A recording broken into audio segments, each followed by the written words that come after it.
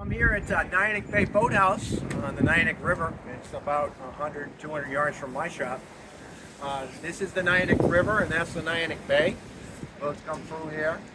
And this is my friend Leon Moore. He owns the Niantic Bay Boathouse. We've got a great relationship. We're in no way competition with each other.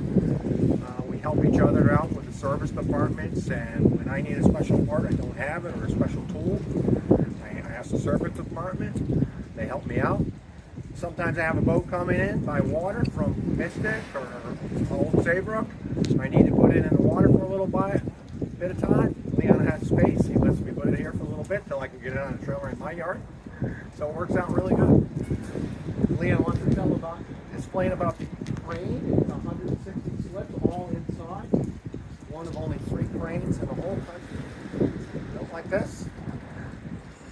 Tell a little bit about the crane, Leon. The crane is like Tim said, there's only 3 of them that are operating in the United States. They're called stacker cranes. The reason there aren't very many of them is because this system would cost about $2 million to install today. It's a unique system. It's much safer and better for putting the boats away because the operator goes up with the boat and he's at eye level when he's putting the boat away, which reduces any damage or potential damage to the boat. We have a great relationship with Tim and Outboard Exchange.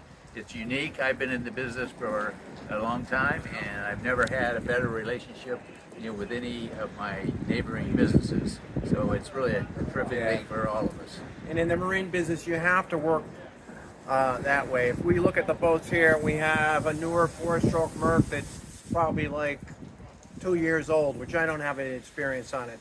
There's a boat with 2 mid-90s 150 Johnsons that we rebuild over and over and over.